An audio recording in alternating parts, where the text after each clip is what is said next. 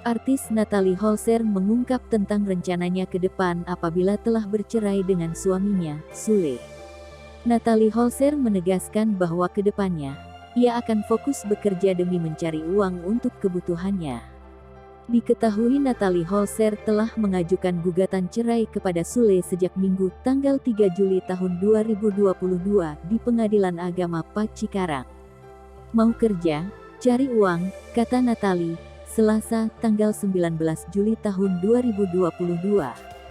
Natalie Holzer bertekad bisa semangat bekerja seperti ketika belum menikah. Sejak hidup sendiri, Natalie merasa hidupnya bertambah semangat. Pokoknya semangat lagi, aku tuh kayak lahir kembali, ucap Natalie Holzer. Perempuan berusia 29 tahun ini pun begitu bahagia dapat kembali bekerja. Kayak sebelum nikah kan emang kerja, terang Natalie. Tapi senang gitu kalau kerja aku tuh senang memang gak bisa diam, sambungnya.